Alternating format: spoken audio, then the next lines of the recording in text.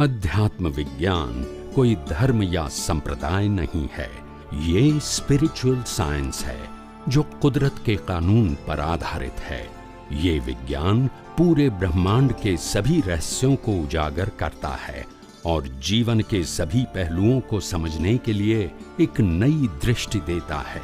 इसी को art of vision कहते हैं, दुनिया को देखने की एक नई दृष्टि, जो अध्यात्म विज्ञानी परम पूज्य स्वामी श्री कमलेशानंद जी के निर्देशन में सनातन सत्य का अनुसंधान कर हमारे जीवन को प्रकाशित करे।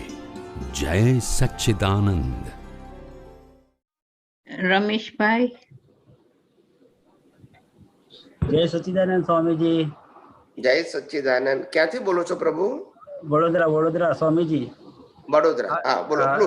તમારો ફેસ દેખાતો નથી ને અંધારામાં એટલે। હા દેખાય સ્વામીજી। હવે દેખાય। હા તમને બોલો મળી ગયો સ્વામીજી। બસ પ્રશ્ન છે સ્વામીજી, ખાલી આશીર્વાદ આપજો। જરૂર। વિજ્ઞાન સમજાય છે ને? હા સમજાય છે સ્વામીજી। બસ આધ્યાત્મ વિજ્ઞાન। કયું વિજ્ઞાન? આધ્યાત્મ। મુક્તિના માર્ગનું વિજ્ઞાન, ભૌતિક વિજ્ઞાન નહીં, આધ્યાત્મ। આધ્યાત્મ વિજ્ઞાન એટલે આત્માની ખોજ માટેનું વિજ્ઞાન, જગતના રહસ્યો ખુલ્લા કરવાનું વિજ્ઞાન। સમજાય છે? ભૌતિક વસ્તુઓ મેળવવાનું વિજ્ઞાન નથી આ। હા બરાબર। જય સચ્ચિદાનંદ સ્વામીજી। જય સચ્ચિદાનંદ। જય સચ્ચિદાનંદ। અમૃતભાઈ। જય સચ્ચિદાનંદ સ્વામીજી। જય સચ્ચિદાનંદ। જય સચ્ચિદાનંદ। સ્વામીજી મને ખબર સમય ઘણો થઈ ગયો છે અને આ ઘણા વખતથી આ એક પ્રશ્ન જે હમણાં ચાલુ હતી ને ચર્ચા, નૈનાબેને શરૂઆત કરીને સુરેશભાઈ પછી ત્યાં આવ્યા હતા, એમાં ઘણા બધા ખુલાસો થઈ ગયા છે કિશોરભાઈ।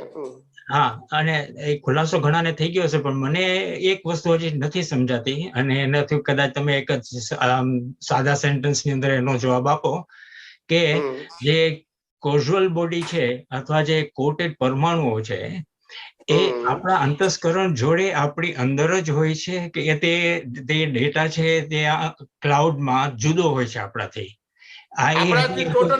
ટોટલી જુદો।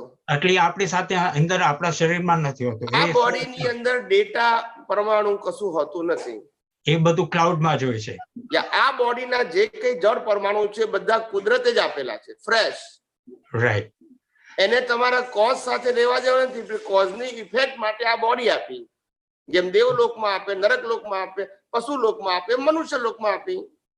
બોડી ટોટલી ફ્રેશ છે, સફરિંગ તમારા કોઝલ બોડી પ્રમાણે છે અને કોઝલ બોડી કુદરત પાસે છે, કારણ કે રિઝલ્ટ એને આપવાનું છે, સંજોગો એને આપવાના છે।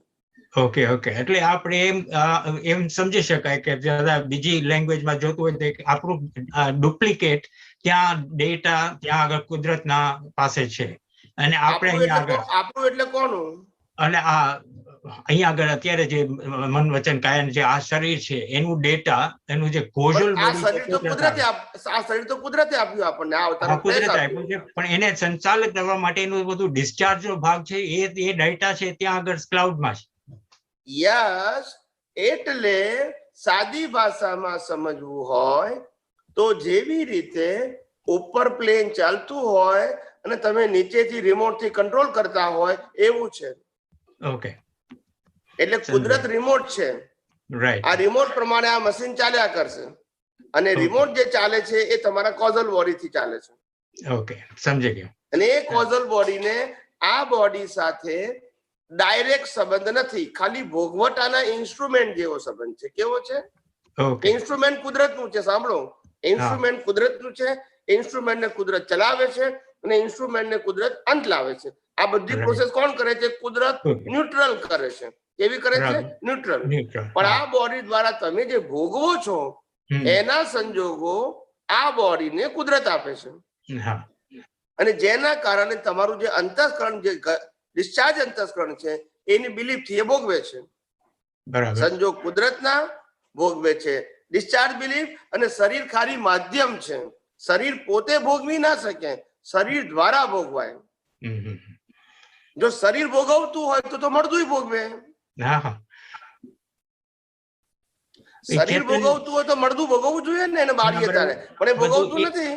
ચેતનની હાજરીમાં ઉકલે છે આ બધું। હવે સમજી ગયા, ચેતન છે તો કોઝ બી છે, ઇફેક્ટ બી છે. ચેતન નથી તો કોઝ બી નથી, ઇફેક્ટ બી નથી. પછી એને રાખો કે વાળો કોઈ ફેર નહીં પડે. અને કેઝ્યુઅલ જે બોડી છે તો કેઝ્યુઅલ ડેટા છે that's in the cloud control by in cloud, અને ઓલ ધ ટાઈમ ક્લાઉડ રહેવાના. આ શરીરનો અંત આવશે તો ડેટા ત્યાં રહેશે ઇનએક્ટિવ મોડમાં. ઓકે ઓકે, બસ આ જ ખુલાસો કરવો તો સ્વામીજી. ઓકે, જય સચ્ચિદાનંદ. જય સચ્ચિદાનંદ.